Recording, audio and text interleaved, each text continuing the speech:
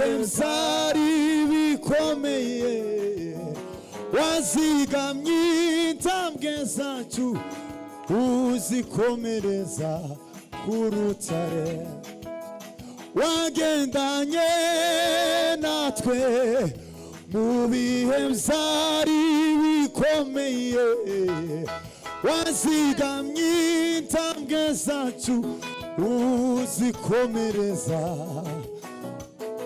wagendanye natwe mu bihe byari bikomeye wazigamye intambwe zacu uzikomereza. Haleluya. Aye wagendanye natwe mu bihe byari bikomeye wazigamye intambwe zacu uzikomereza. Turi mane twese wagendanye natwe mu bihe byari bikomeye wazigamye intambwe zacu uzikomereza. Wagendanye natwe mu bihe byari bikomeye wazigamye intambwe zacu uzikomereza. Haye wagendanye mu bihe byari bikomeye wazigamye intambwe zacu uzikomereza. Tuzamura Imana ibiganza.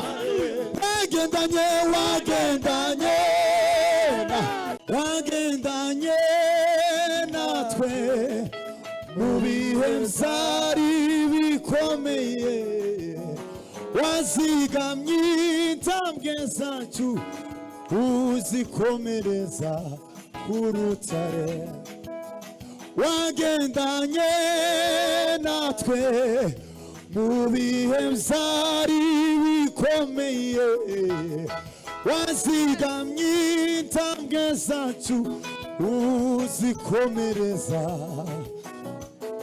Wagendanye natwe mu bihe byari bikomeye wazigamye intambwe zacu. Haleluya. Aye wagendanye natwe mu bihe byari bikomeye wazigamye intambwe zacu uzikomereza. Mukomeje kureba Imana yakoze imirimo itangaje. Ndagira ngo mbahe gahunda turi bukore ni iminota mike baduhaye mu by'ukuri. Turavuga turi abantu bane ariko baravuga amagambo make ashoboka. Umwami Yesu yarakoze. Naza guha ijambo mukuru wanjye tuvukana wanjye papa umuryango turi kumwe nze guha na data bukwe nawe aravuga amagambo make hanyuma ndaza gufata gahunda madamu nawe ijambo risoza.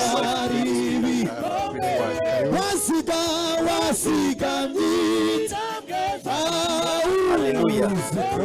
Yesu nashimye cyane. Wacu baduhaye ni muto. I'm going to be brief because we have a little time. Reka tubanze dusome amagambo yanditse hano mu gitabo cya kabiri cya Mose cyitwa Kuva. Let us read in words in a scripture in Exodus. Ni igice cya 15 chapter 15 umurongo wa 2 verse 2. Haragira hati Uwiteka n'imbaraga zanjye n'indirimbo yanjye ampindukiye agakiza uwo niwe Mana yanjye nanje ndayihimbaza niyo mana ya data nanje ndayishira hejuru. Amen. Amen. Yesu nashimwe cyane. Praise God. Uyu munsi utandukanye n'uriya munsi mwabonye. This day is different from the day you have watched. turashima Imana cyane. So we thank God. Mubona turi hano As you are here, kugira ngo tubyihutishe mbanje gushima Imana. for us to be first life, I praise God. Yarinze abana ntibahira muri iriya nzu. For him, he protected our children who was Kandi not place in bari that house. bayicayemwo bari bayirimo, And they were in it, seated in ariko it. Imana irabafasha basohokamwo amahoro. But God saved them and they were out safely. Mvuze yuko uyu munsi utandukanye n'uriya, The reason why I said this day is different from the uyu that muryango day, wose uhagaze ahangaha dufite ibyishimo. for all the family that is stood here Mbanje has gushimira praises.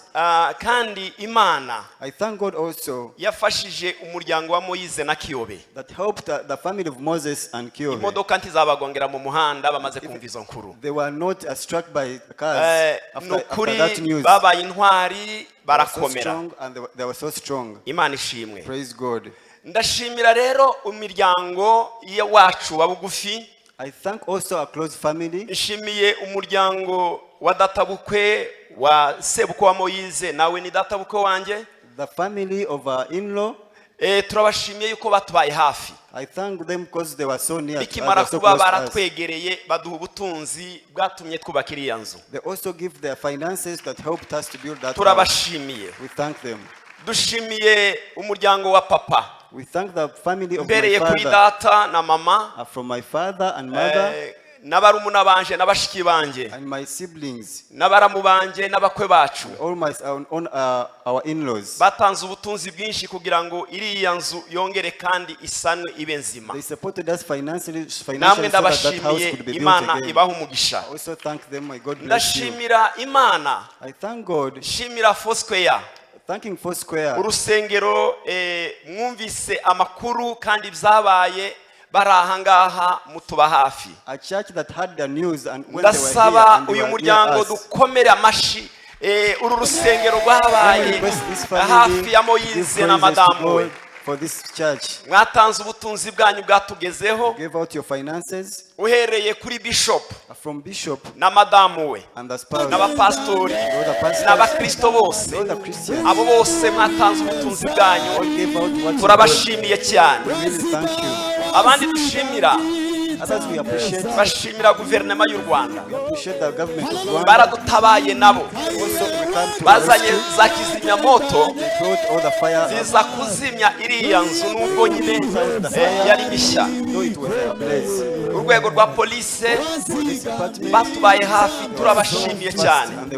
Muri rusange dushimiye igihugu cyacu yuko ari igihugu cyita ku baturage bacu. Imana ishimwe cyane. Ikindi nshima Imana, ndashimira abatwumvise cyane bari kuyakure mu bihugu bitandukanye. Abroad and outside the country. Mu bihugu bitandukanye. Also in the other countries. Muri Amerika. In America. Muri Afrika. In Africa. Burayi. Europe. Asia. In Asia. Hariya muri Australia. And also in Austria. No kuvuga ngo ahantu hose in every part of the tubona inkunga. Every part of the world ibyo turabishimiye cyane. Help and we thank God for it. Ahandi ntareka kubabwira. Dufite umuryango mwiza w'abasegege. Hallelujah. Dufite umuryango mwiza w'abasegege batubaye hafi. They are also close to us. Abo bantu nibo batubaye hafi hamwe namwe mwese. Those who are near us and titwareka kubashimira. We can't go without thanking them. Barangajwe imbere na kado. Zamuri kiganza. Perezida w'umuryango. Turabashimiye rwose rwose. Thank you so much. Aba bantu nabigiciro maso yacu hamwe namwe kuko umwanya wacu ari muto. Ndifuza yuko dukomera Imana amashi menshi. Darangije Yesu ashimwe. Amen.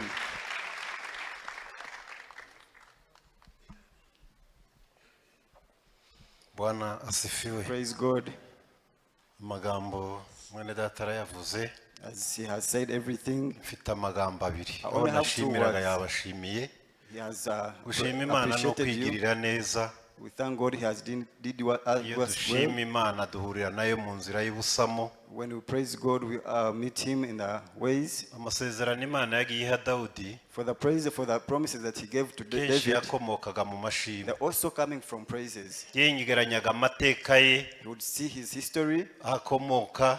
where he comes from, n'intambara yahuye nazo, and all the battles he made, n'agaciro Imana yamuhaye and imbere the value y'abandi, that God gave him before people, akabishyira mu njyana akabicuranga, and then he would put them in a rhythm. yazamurizwa kumva ntirihimbaje neza nk'uko abyumva. Whenever he would raise the voice, it could not be niyo enough. hamwe yagiye avuga ngo mufatanye nanjye dushirane hejuru izina That's why ry'Uwiteka. he said that be with me so that we praise God. akumva akanwa ke karaze konyine kuvuga ishimwe ry'Imana, And that his mouth was not enough. bikamurenga akageza ubwo avuga ngo bihumeka And he byose. was overwhelmed that he said all the creatures. Iyo dushima Imana When we praise God, tuba twavuguruye ubusabane bwacu n'Imana. that's why we have renewed our intimacy with him. Iyo dushima Imana When we praise God, tuba dukomeza ubushuti.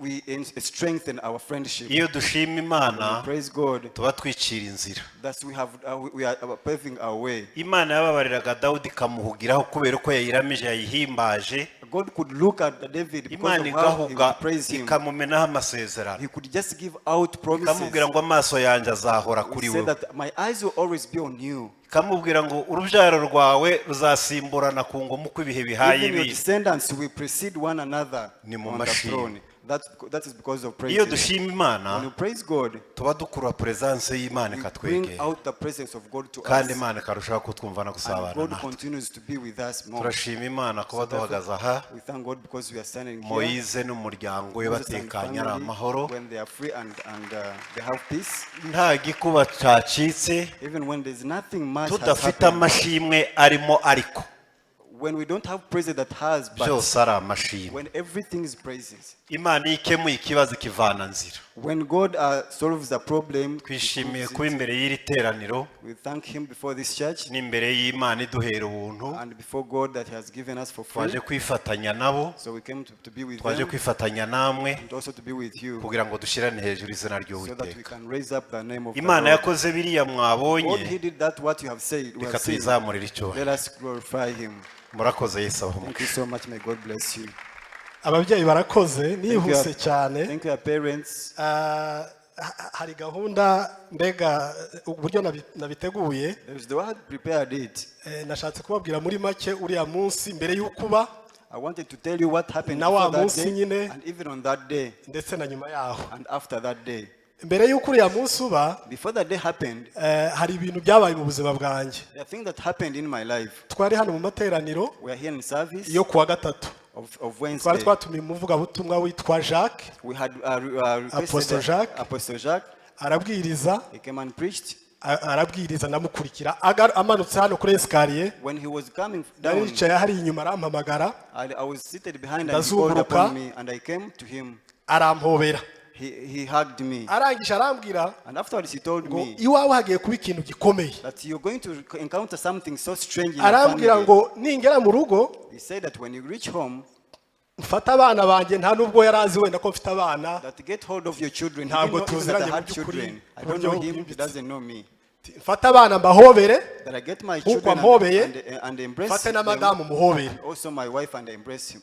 hanyuma dutegereze ubushake bw'Imana. Then we wait upon the will of God. Ndagenda ndabikora. I went and I did so. Umunsi biba saa 8 At that day at 2 p.m., twari turi bize cyane mu giterane. we are so busy here in conference. Narabanje ku kazi kujya gutunganya iby'akazi. I went home. I went at work to do what? Sohotse to work. office gutya, After office, umudamu dukorana and my workmate, arambwira ati ndabona uri bize cyane mu murimo w'Imana, I see that you're so busy in the work. ariko nagira ngo ngusomere ijambo muri Yesaya 43. She said that I want to read a verse in Isaiah 43. Haravuga ngo nunyura mu mazi menshi ntazagutembana, If you go through deep waters, you will not nunyura mu get muriro ntuzasha, If you go through fire, you'll never be ndetse burned. n'ibirimi byawo ntibizakugeraho. Even nothing that will come to you. Mu by'ukuri yarisomye kuko akunda gusoma Bibiliya cyane She umudamu, did it, she read it, but because abimbwira she ntabwo read nari it in the mbizi. Bible, but I didn't know what was taking ariko mu place. by'ukuri nyuma y'iminota mikeya After a few minutes, Joshua arantelefona ati papa inzu yacu irahiye, Joshua called me that the house is ariko being twese burnt, twavuyemo turi hanze. but we are all outside. Mpageze When I reached there, mpagaze father, amfata mbona afashe ukuboko, he got hold of sinzi aho my yavuye. hand. I don't know where he came from. Aha, undi muntu wafashe ukuboko Another ni executive w'umurenge wacu yitwa Alfred. The executive of hari abasirikare benshi n'abapolisi. The army and the police were there. Abantu bombi Those two people, mu buryo bw'umwuka byari bisobanura ibintu bikomeye. in two ways, it was meaning two things. Rubibafata When they were getting hold of me, nibutse amasezerano menshi kuko twigeze gutaramira Imana hamwe nawe. I remembered many promises. Hari umunsi yambwiye ati ba mudogo ndakubona uranezerewe cyane. One day he told me that my brother. Uwo munsi nibwo mpabwa mu by'ukuri ibintu byinshi byo mu buzima bwanjye. That day I was given a lot of things in my life. Ikindi Alfred twariganye muri segonderi muri 97. We studied together in secondary school. Mwabantu mwe murazi muri 97 ukuntu igihugu cyari You know kimeze. how it means when it was in 1974. Ndababwiza ukuri n'aba bantu bose mubona bari smart. All those people, Nta mafaranga yabaga mu gihugu. there was nothing like money that was. Twari mu buzima bubi cyane turi So abanyeshuri. in poverty. Twararwaye uruheri bamwe baratu mbega twakoraga ikizami orale bakajya bakubwira ugasubiza. When we had skin rashes and we are given. Afashe nibuka ico gihe bitambikurura. So when he got hold of me, I remembered Alfred everything. ndamubwira ati Imana yakuye igihugu cyacu hariya. Then I told Alfred that God who gets tukaba turi abagabo dufite ingo n'abana. When we are men and we have children and we have wives. Ndavuga ati bibyashya. I was like this. Nubundi ntago twari tubifite cyagenda nubwo twabitekereza ko tuzabigira. Then we didn't have anything. We didn't even expect it. Numva byose nakababaro kose kararangiye. And I felt like everything is done. Nyuma yaho rero ibyo mwabonye mwarabibonye. You have seen what you saw. Natabawe n'abantu ndashobora kubara mwabantu. I was encouraged by many people. Kuriya byagaragaye kuri social media. How you saw it in social media. N'amafaranga yaje. That's how money also. Bamwe bajya bambwira ngo sinkajya mvuga amafaranga twabonye. Some said that I should. Ariko nukuri arenze ukwemera kwacu. But for real it's beyond our take. Ibyiciro bitatu byarahagurutse. 3 different people came. Ndashimira ingeze mu byiciro cyo gushimira abantu. Then I'm in the period of thanking people. Ndashimira itorero ryanjye. I appreciate my church. Uwo mugoroba bahise bayiprojecta hariya. They projected it on the screens. Umukuru w'itorero Bishop. And the bishop yarankomeje. He encouraged abana nanjye etape kuri etape kugeza uyu munsi twavuganaga. Up to this day that we are speaking. Impamvu mutamubona hano yagize gahunda itunguranye. The day you don't see him here. Iyi gahunda twayisubitse kenshi. We have agize gahunda imutunguye cyane ariko twari twayiteguranye nawe. Ndamushimiye cyane gukomera Imana amashyi. Hamwe na madamu wiwe baradukomeje mu by'ukuri mu buryo burenze.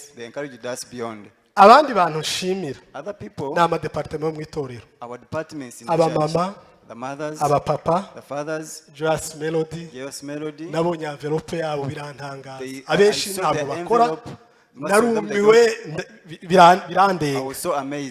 Abadiyakoni dukorana umurimo ku wundi bakoze ibintu birenze ukwemera. Baratwambitse, baraduhahiye, bakoze ibintu byinshi. Abandi bantu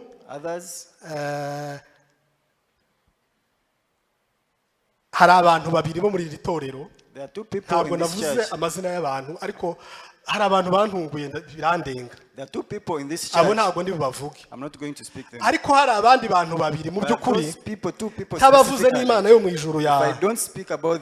Hari abagabo bize ibintu by'ubwubatsi babiri, umwe yitwa Mahirwe Alex, undi yitwa Jamari. Umunsi wa mbere dutangira kubaka nabonye telefone zabo, barambwira ati twize ibi bintu n'ibi tuzabigukorera ku buntu. Byarimo binsaba hafi miliyoni hafi 3. Alex wahaguruka ugashima Imana.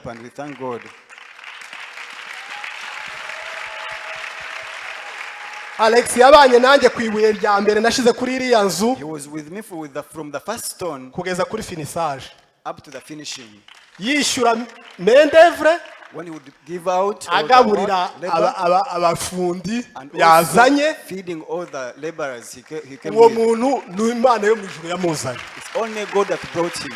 Jean Marie nawe kugeza uyu munsi yije ibintu bya plomberi. Yabikoze mu buryo buri smart, abikora neza ntamuhemba n'ijana. Byose yampaye defi gusa ngo ibikoresha abikora byose. Imana imuhe umugisha. nawe nahaguruke Jamari niba ari hano. If he's also here, let him stand up. Jamari ashobora kuba ataje. Maybe he's not around. Ariko aho ari Imana imuha umugisha. But may God bless him wherever he is. Hanyuma rero aho ni mwitorero. That is also in church. Turashimira imiryango tuvukana bayivuze. We appreciate our family. Wa munsi Bishop yaravuze ati se nta kuntu twasakara iriya nzu. From the day that Bishop said, can we roof that house? Bahise bakora ibitangaza. Babashitsi yamatike mwabahaye. Ba Bishop Mugogo, ba RTV. Ba Bishop Mugogo and that bageze inyuma bose amafaranga mwabahaye. Barongera barayampa. They also bring that money and give it to me. So that I can barabagabo n'abakozi b'Imana. Those people are the servants of God. Imana ibaha umugisha aho bari. Bless them wherever they are. Hallelujah. Hallelujah. Hari umuryango nkoreramo. There is also a family that I work with. Majerwa buriya hagira abantu benshi. Hagira ibigo bitandukanye. Muri Rwanda Revenue bakoze urubuga rwo kumfasha. Rwanda Revenue helped me. Muri societe yanjye nkoramo ihagarariwe na boss wanjye ari hano Shaka Viane. Papa Imana iguhumugisha cyane.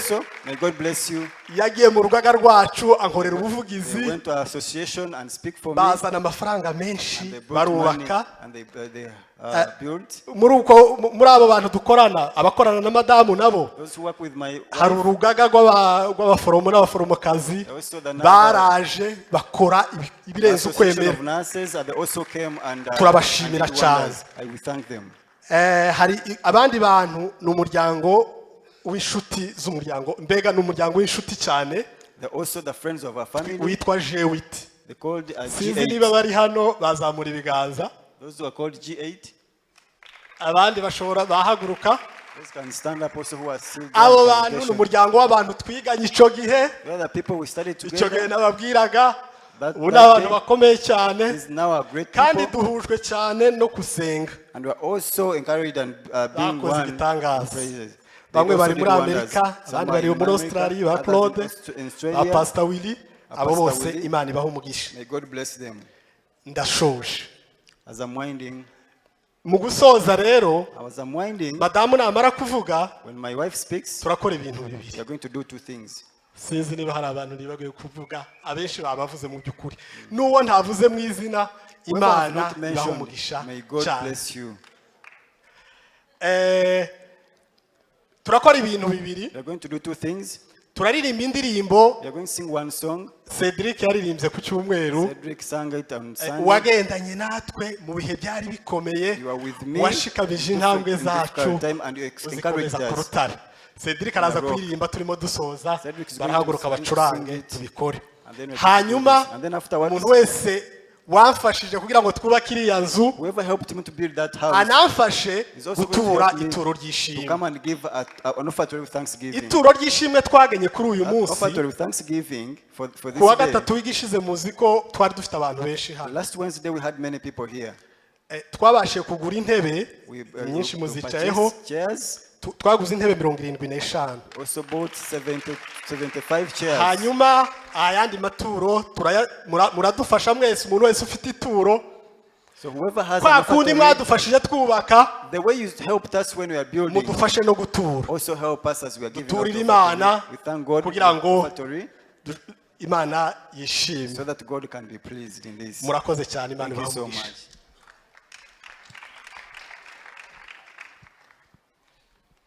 Hallelujah. Hallelujah.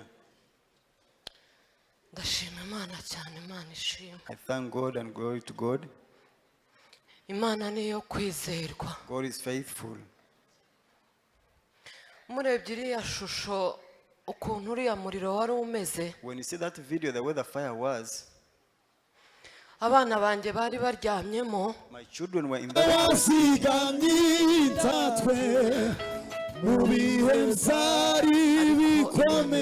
Imana ibera hose. God is present. Nibaze banyegere hano.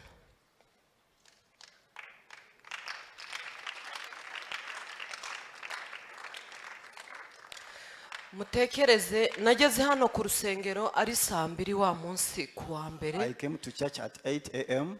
on Monday. Twaraye tuvuye hano muri concert ya Konfi bwije cyane. We also here the previous evening in concert of Konfi. ngeze mu rugo kuko nari nararanye gahunda yo kuza ku rusengero ndaranegeranyije ibintu byose. Reaching home because I had a program to come early in the morning, so I prepared everything. Nkuko namwe mujya mubikora mufite gahunda yo kuba imbere y'Imana. As you all do when you have a program before God. Nasize abana banjye ari mu gitondo karepe nageze hano saa 2 zuzuye. I left my children early morning at home and I was here by 8 a.m. Numvaga umutima wanjye nari maze icyumweru nkumva mfite ubwoba bwabwoba utabasha kubasha gusobanura. In my heart I'd spent a whole week with this fear in my heart that I can't explain. Nabimubwira akambwira ngo ibyo ni ibintu ngo bisanzwe nkarwara igicure ku buryo no kureba hano hasi bidakunda. When I would tell him, he would say that it is a normal thing. Ndashima Imana ko ari Imana yo kwizerwa. I thank God because he is faithful. Ko yabanye natwe. He was with us. Ndashima Imana yandindiye abana. I thank God who protected my children.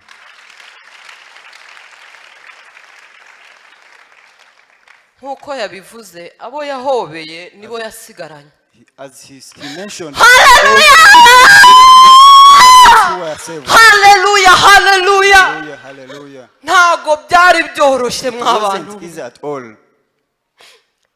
Kuvuga ngo abana utaha usange mu nzu nge nahageze isa nkaho yazimye. It's like imagining the children that you feel like you're not going to find them at home. Mu rugo nahasize abana banjye batatu. I left my 3 children. Hasiga umwana wa muramu wanjye wari waje muri vacances. I left another child of our family. Hasiga muzehe na mukecuru databukwe na mabukwe. I left my in-laws. Twari dusanzwe tubana. We are all staying Hasiga together. n'umukozi. And I also left there the maid. Muri abo bantu bose ntawe birimo iby'umuriro byafashe. No one that was catched by the flames of fire. Ni Imana yabikoze. Only God who did it. Imana izikurinda. And God knows how to protect. Icyumba abana bajyaga bakunda kuryamamo. And the room that my children like to sleep in. Nicyo cyahereyemo giri gushya. It is the room that started the fire. Icyo tudakunze gukoresha kuko inzu yacu yari irimo ibyumba byinshi. They don't always. Nicyo umuhungu wanjye wa kabiri yari aryamye. For my second born. That's where my second born muri was bazo sleeping. ukuntu uyu nguyu ari we wabonye umwotsi w'umukara agasohoka hanze bari muri televiziyo bakagera hanze bakibuka ko hari umwana uryamye ntihagira uwundi muntu ubasha kwinjira kuko bamuzehe bari bataramenya ko iri gushya bari haruguru mwabonye ko ikibanza cyacu ari kinini bari bataramenya ko inzira iri gushya uyu nguyu niwe winjiye aza kubyutsa mugenzi. My first born is the one who went back into the house and got the second born out of the house. Byose Imana ijya ibikora kugira ngo tutagira impamvu ngo nari impari yo ntahaba abana God does it so that we don't say that it was my path because I was here. Marayika w'Imana Only the angel of God. yaraje anyura muri Joshua. He came through Joshua. Imana indinda umubabaro w'ibihe byose. And there so he saved me from the pain of eternity. Ndashima Imana yabikoze. So I thank God who did it. Imana niyo kwizera. God is faithful. Bamanuye hano kuri podium turi kuririmba. We are singing here at the podium. Habanje kuza abantu babiri barambwira uwa mbere naramubwiye ngo genda ubwire Diana arahari kuko numvaga ari ibintu by'abadiyakoni twari turimo gutegura twateguye gufungura igiterane ngire ngo yananiwe kubimbwira asubirayo. Uwa kabiri aje sorry ntago nabashije kwitonda. Uwa kabiri aje ndamubwira ngo narebe manyana. So people came to tell me, but I told them to go back and look for Diana. I thought it was just something in the church. Uwa gatatu yarabimbwiye arambwira ngo inzira irimo gushya ngo inzu yanyu yahiye ngo kuko Then the third one came and told yarashatse kwinjira ngo aze anyimanurire. So the third one came and told me that the house is burning. Mwimagine kukubwira ko ahantu utaha wavuye mu gitondo wasize abana nkuko namwe mubizi mwaje gusenga uko mwambaye neza kubera ni ku cyumweru hari kuwa mbere ku buryo n'imyenda nayo nateguriye umugabo yanze kuyambara arambwira ngo akeneye relax ngo afite akazi kenshi cyane ngo na kuruse nyinshi ngo zo kuza kureba amazi abashitsi bari bucumbikemo. So imagine coming here with one clothes and because it was a Monday I wasn't even smart and then everything in the house. Kuba uri umuntu w'umugore. You are a woman. Ufite abana bangana gutya. You have children of this age. Ugatahira ku nzu imeze kuriya. You go back home at such a house. Wambaye ikanzu ya uniforme. When you only have a uniform dress. Ariko Imana twamenye irakomeye. But God that you came to know is mighty. ninjiye mu gipangu iwanjye When I went into the my house, my room, navuye hano ngera ku Murindi ntaramenya ko abana banjye batahiye. when I came from here up to Murindi before knowing that even my children are safe. Kubera ukuntu yari yikanze nubwo ari byo kwihagararaho by'abagabo. Even though he was scared, though he's strong as a man, ariko mu by'ukuri ntago nawe yari tayari. but though also he was not safe and he was not courageous. Nageze mu nzira nkazajya mubwira twageze mu rugo ko Cedric yashatse kudutwara. When we reached home, because Cedric wanted to drop us, yihagararaho ariko mu by'ukuri nabonaga nta mbaraga afite. he stood courageous and he was like he was the one to drive. Nkuko grand frère yabivuze, Imana yaturinze kuvuga ngo atware atugeze i Masaka. As my elder brother said, it was so dangerous to drive us to Masaka. Imana ni umurinzi ukomeye. God is a mighty protector. Ndashimira Demayi twajyanye. I thank everyone who the one we went with. Sinzi amagambo navuze gusa nyuma numvaga umutima wanjye uri kurya nkavuga nti wenda nitotombeye Imana. I don't know the words I said, maybe I complained about God, against God. Yarambwiye ngo naravuze ngo Mana ngo ukomeze umutima wanjye. But he told me that I said, God, encourage my heart. Nibaza gukuntu ngera mu rugo nkasanga nta mwana n'umwe mfite. I was imagining how I would reach home and I find I have no children left. Nta rugo mfite. When I don't have a home. Nta kintu na kimwe mfite. Nothing remaining. Imana rero yakomeje umutima wanjye. So God encouraged my heart. Ihabwe icyubahiro. May he be praised. Imana yabashije kundindira abana. God who protected my children. Nta kintu nabasha kuyitura. I can't reward him anything. Imana irakomeye. God is great. Ndabashimiye. I thank you. Ko mwababaranye natwe. For you are with me in pain. Mu by'ukuri wa munsi dushima nashimye Imana kuko ari Imana. For the day we give thanks to God, because he's unique, kuko ishobora byose, because he's able, kuko ari Imana itagira ikindi bigererana. that he is incomparable. Ariko ntago byari byoroshye kugira ngo uhagarare hano ushima Imana. Stand here and thank God. Naje nta nkweto nambaye twazambariye hano kwa mama Bishop. I came with no shoes. I got them from Mama Bishop. Ni grand sere wari wampaye. The clothes I had gotten it from my sister. Ntago rero byari byoroshye. So it wasn't easy. Ariko ntitwabuze ishimwe mu mutima. But we never lacked any praise. Imana ihabwe icyubahiro. Glory to God. Ndashima Imana kuko ariyo yagendanye natwe muri ibi bihe byari bikomeye biteye ubwoba. I thank God for he was with us in all these trying moments. Ndashimira abantu baducumbikiye. We thank people, those who gave us room where to sleep. Aho mwadusanze aba Foursquare n'abandi inshuti n'abavandimwe. All the Foursquare and those who came. Yego n'abavandimwe bacu ariko bashoboraga kutabikora pe. Yes, they are relative, but they couldn't have done it. Ariko bagiye mu mwanya wacu. But they were in our Mama wabo yafashe abana. The mother got the children. Nabo baradusigarana. They also came and mwabonye ukuntu mwadutabaye muri benshi. Look at how you came. Itorero nk'umuryango wanjye kuko nimwe muryango mfite. Kuruta abandi bantu bose. Mubampera amashyi. Give thanks to God. Babanye natwe n'ukuri kandi batubaye hafi. Imana yo mu ijuru idakiranirwa ntizibagirwe igikorwa cyiza bakoze. God who did wonders may never forget what you did. Ndashimira umuryango wa David, Fare wacu na Marene. Tuhavuye niho twagiye. Imana yo mu ijuru ibahe umugisha. May God bless you. Ndashimira abana nareze mu rugo bigera igihe barakura bajya muri foyer. I thank the children whom I twajyaga ahantu tukabona turarambiranye pe. We would go somewhere and then we feel kabona rwose urabangamye. You feel like you are so kuba ufite abantu bangana gutyo ukaba uri mu rugo rw'undi muntu. When you have such a people and then you are in someone's bataduhararutswe bari kuduhendahenda mu buryo bushoboka. So close and so near us and encouraging us. Ariko twebwe ubwacu tukumva turabangamye. But for us we feel like maybe ishuri rimaze gutangira twaragiye tubana nabo bana bo mu rugo muri foyer. And when the school started, we went to be with those children. Ndashimira umutware wanjye waciye bugufi. I thank my husband who was so humble. Kuba yarongeye agaca bugufi tukabana n'abana b'abakobwa muri foyer. To be for us to be with those girls. Nibiba bigaragaza kumenya Imana no guca bugufi. It shows that knowing God and being humble. ndashimira umuryango wa Bishop Mutabazi na Madame we Pastor Kanziga of Bishop Mutabazi. Iyo foyer y'abana twari turimo cyari icyumba kimwe na salo.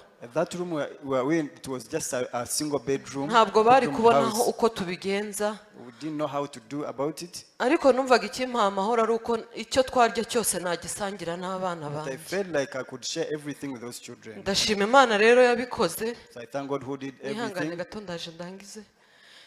Ndashima Imana yabikoze. We thank God who did it. Abo bantu baduhaye inzu yabo tutayikodesha. They gave us a free house. Twaragendaga tugashaka inzu yo gukodesha twarangiza tukagaruka mu modoka tukabazanya ngo turayijyanamo iki. Then we would go and look for a house to rent, but then afterwards we would come back and say, what are we going to take in that house? Nta matera twari dufite. We don't have a mattress. Nta gikoresho na kimwe twari dufite kitwemerera kuba twafata inzu y'umuntu ngo. Not even utensils to help us get a house so that we can be in it. Ariko ndashima Imana kuko igikoresha abantu. But I thank God for he always Uzajya ubona ukoze ikintu ujye umenya ko ukoze mu mwanya w'Imana. If you see that you have done something, ntabwo Imana izava mu ijuru ngo izigire ibyo ikora, ni wowe uri mu mwanya w'Imana. You are the one representing God. Kugira ngo Imana ihabwe icyubahiro. So that God can be glorified. Ndabashimiye n'umutima wanjye wose. I thank you from the bottom of my heart. Ndashimira abantu bakurikiranye kuri YouTube ukuntu iriya nzu yahiye b'abadamu. I thank those people who were following ntabwo nari mbazi. I didn't know them. Nagiye kubabona mbona baraje mu rugo abantu benshi cyane. I was there and then I saw them coming at home. Ngo baribaza ngo umugore wasigaye mu rugo nta kintu na kimwe. And they were like, this woman who is in this house without anything. Imana igikora ku mitima y'abantu. So people can touch God. Imana irakomeye, atari Imana yagutunze ukuboko nta muntu wagukunda. God cannot lend you his hand. Abo bantu baraje bazana amafaranga menshi. They came with money. Banyereka umutima w'urukundo. They showed me a heart of love. Bagiye banshakisha ahantu twari turi. They were looking after from me everywhere I was. Rimwe na rimwe wagize ibibazo Satani igutera no kugira isoni kandi atari we wabyiteye. The devil can bring a shame upon you. Ukumva ufite icyangiro, ukumva nta muntu wakureba. You feel rejected and you feel no one can look at you.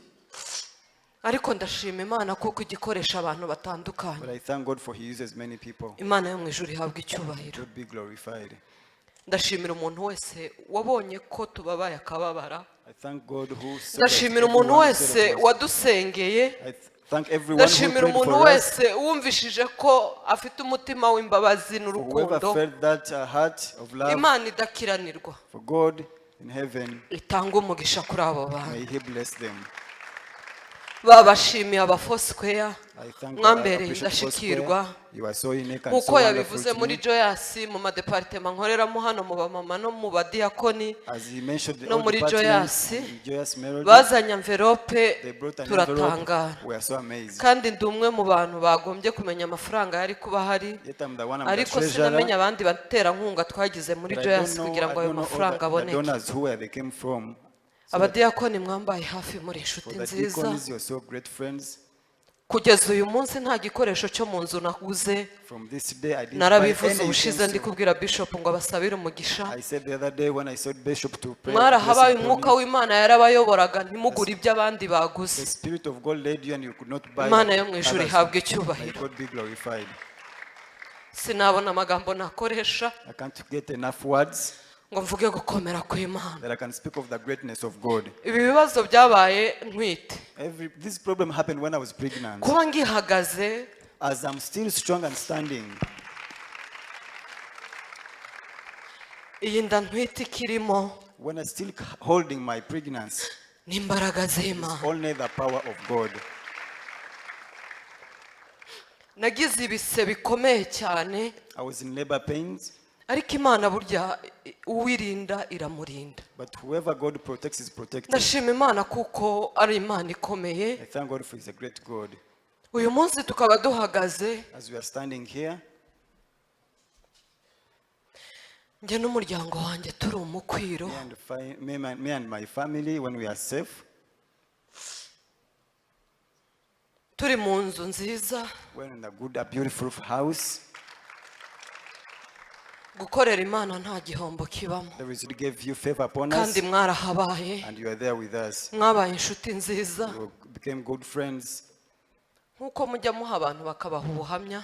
As you give people and kwa then they give Moise you hari testimony, ubuhamya wagenderaho there is testimony at the ufite family. ikibazo gikomeye wumva cyananiranye If you have a great problem, wabona Imana muri buriya buryo you can see God in that way.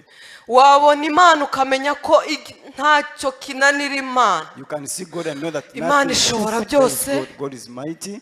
Imana izi byose. God knows everything. Imana ibera hose icyarimwe. God is omnipresent. Imana ni umurinzi. God is a protector. Hallelujah. Hallelujah. Imana irakomeye. God is great. Ntuzagire icyo utinya kuko Never ntabwo fear twirinda anything, because we don't protect nta nubwo ourselves. twibeshejeho. Because we are not even icyo concerned uzabona ourselves. cyose uzamenye ko ari mu mugambi w'Imana. Whatever you say, whatever you get, just know that it's ndashima in the Imana praise of kuko God. tutayikuweho no kwiheba n'ubuzima twari turimo, We thank God, but we are not discouraged. ahubwo ibyago iyo bigeze ku mukristo biramukomeza. Byaduhaye imbaraga zo kwegera Imana, dukomeza kubona Imana mu buryo butandukanye. Uyu munsi kuba turi bazima ntabwo tubikesha iyindi mpamvu uretse Imana ya Isiraheli. Reka mfukame kuko nta kundi kuntu nabigenza kugira ngo Imana ibone ko nciye bugufi. Let me kneel down so that God can see that I'm humble. Mana warakoze. Mana warakoze kugendana natwe. Mana warakoze gufata imitima yacu. Mana warakoze kutwiyereka. Mana warakoze gukoresha ubwoko bwawe. Mana warakoze kuba mu ruhande rwacu. Nta na kimwe kikunanira. Amajoro yo gutinda gucya y'umubabaro Mana ya Isiraheli wabanye natwe. Ariko nta joro ridacya. Kandi ijoro ry'umwijima riba ritegura ijoro ry'umucyo. Ngo ijoro amanywa ajya abwira ayandi ngo naveho. Mana warakoze kugendana natwe. Mana warakoze kutwiyereka. Mana warakoze kugendana natwe mu rugendo rukomeye, ukozemeza intambwe zacu, ukomeza imitima yacu, uba mu ruhande rwacu, tubona gukomera kwawe Mwami. Ushirwe hejuru.